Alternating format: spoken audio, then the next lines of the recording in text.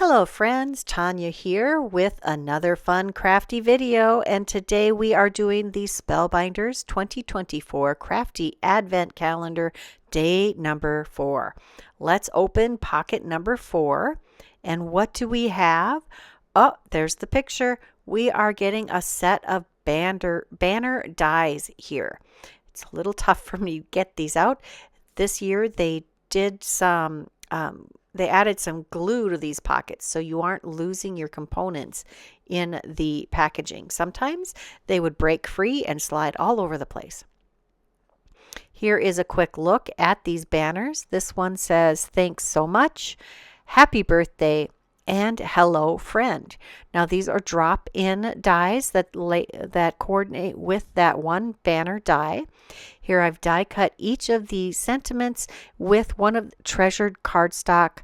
I think these are the matte metallic colors. I've got gold, silver, and rose gold here. I'm going to add a little glue to the back of this because I did also cut a coordinating non-sentiment die cut banner, and we'll add some extra contrast behind them with some black cardstock. This will really make the sentiment stand out a little better. And apparently this is in real time. I did not speed this up. So this is how quickly I actually assemble things. It's not all that fast. Just going to make sure that there's no glue seeping through our sentiment.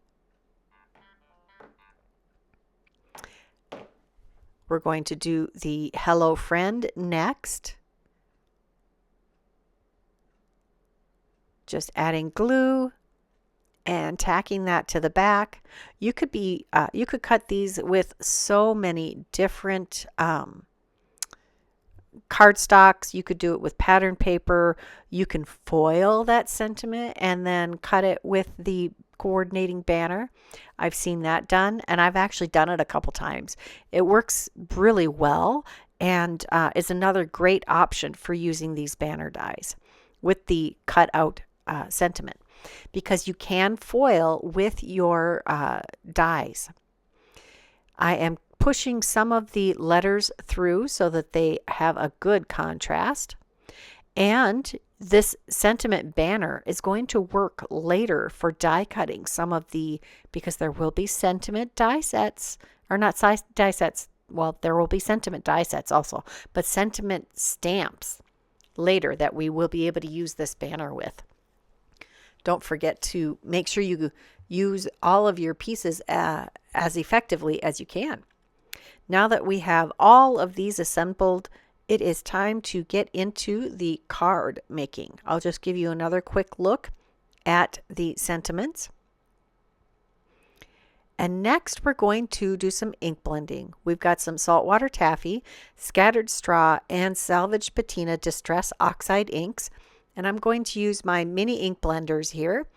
These are, of course, primary colors, and these are going to blend together to make a bit of a rainbow without much effort. That's one of the nice things with limited supplies. If you have the primary colors, you can combine them to make a whole rainbow of colors. I always start with the yellow because it is the most easily contaminated, so it's best just to start with the yellow and ink blend these 3 colors together.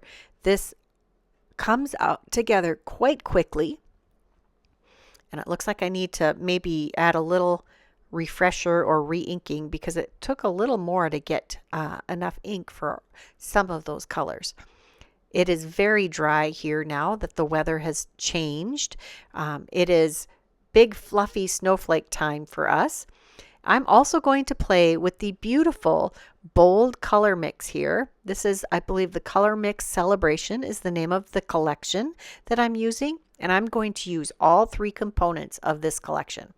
We've got the BetterPress plates, which you can foil with and BetterPress with. You can do both.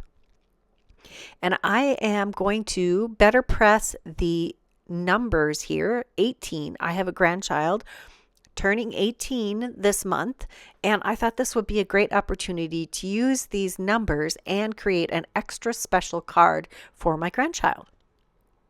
I'm trying to use the same colors on the same areas to better press these numbers, and you can see that my platen is divided into quadrants. We're using a 5x7 piece of cardstock here, and it has A2 and A7, or 4 1/4 by 5 1/2, and 5x7 spaces delineated and made into quadrants.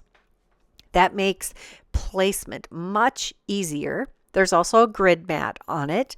So many ways to help you with your placement. I'm just going to keep moving around the panel, adding the numbers, and I'm changing the orientation a little bit and the order just to create a sort of random pattern. I'm going to clean those BetterPress plates really well and rotate them to the next quadrant. And we'll use instead of the pink and the yellow, we're going to use the yellow and the blue. Just going to keep adding the color. As you can see, I'm adjusting the placement as I see fit. There's really no need to be super fussy with this. And I'm patting and rubbing the ink onto these plates. Then I do go back and clean up the platen to make sure that there aren't any areas where the ink might accidentally transfer. I did use some watercolor cardstock here. This happened to be a 5x7 piece of cardstock. I got a bulk container from Amazon of watercolor paper. You can use whatever brand you like. This just happened to be pre-cut and handy for me to use, and I'm not doing any special watercoloring here, so it doesn't have to be super good quality. However, this did work pretty well, and you can see that ink blending on watercolor paper does a good job also.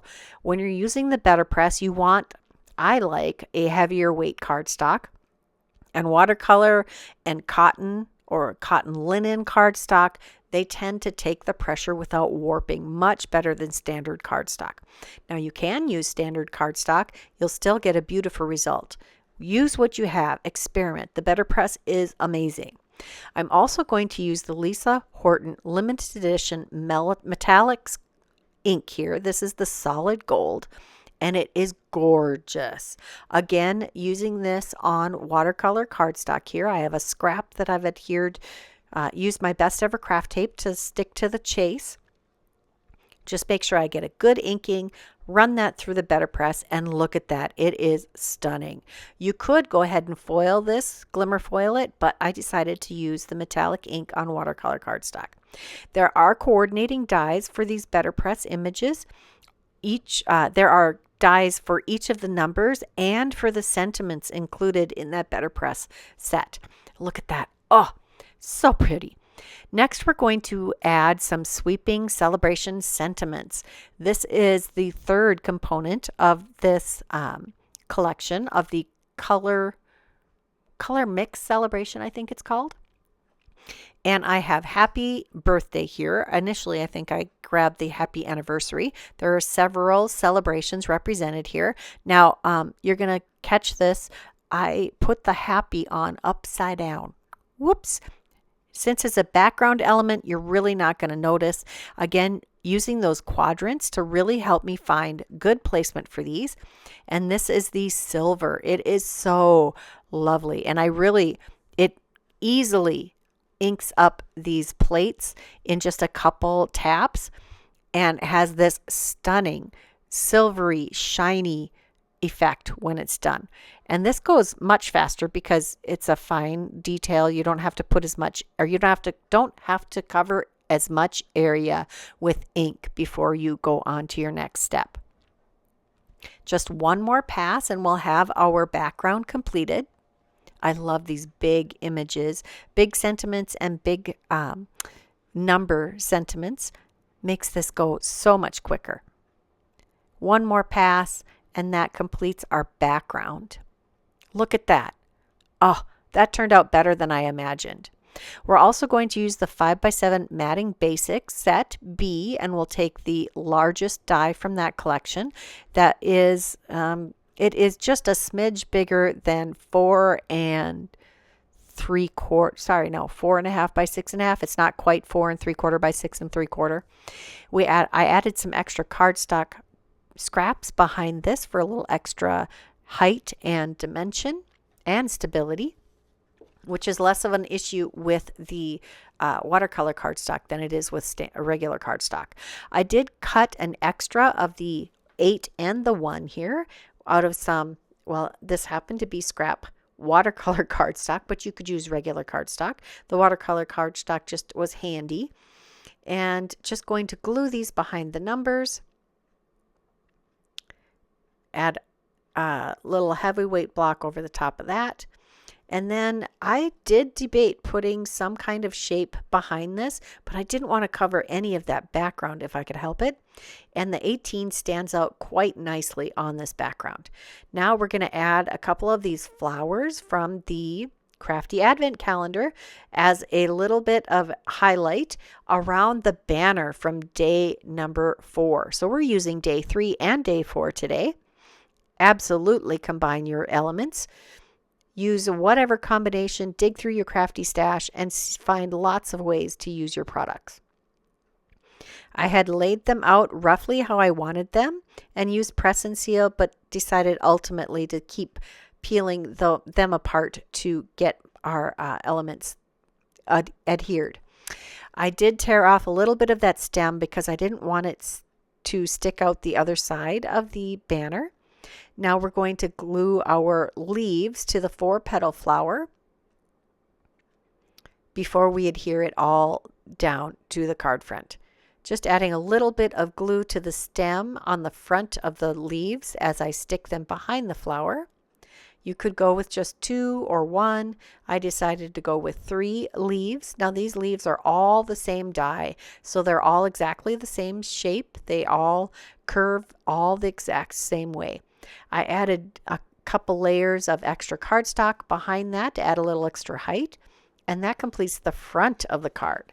Inside, we're going to take sentiments from the Birthday Sentiments. This is a Simon Hurley collection. I think this was from his birthday bash collection with all the balloons. I'm going to take and foil this grouping of sentiments. I love this. It's a full plate full of sentiments, and then you see there's a coordinating die.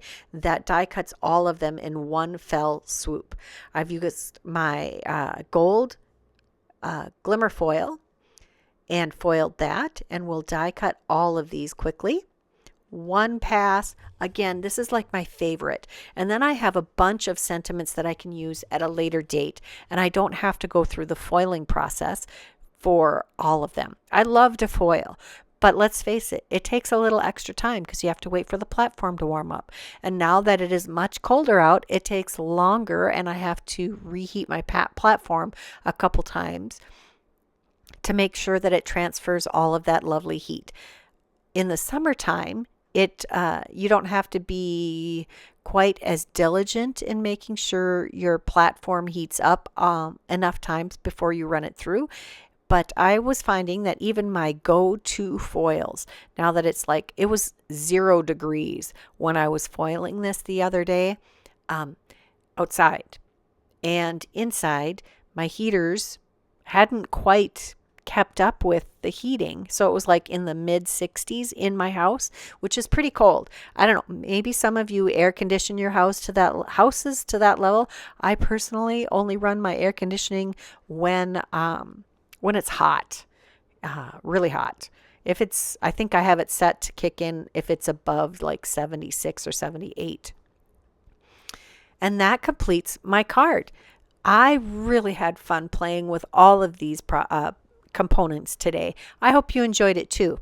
Leave me a comment. Let me know what your favorite part was. Like this video. Subscribe if you haven't done that.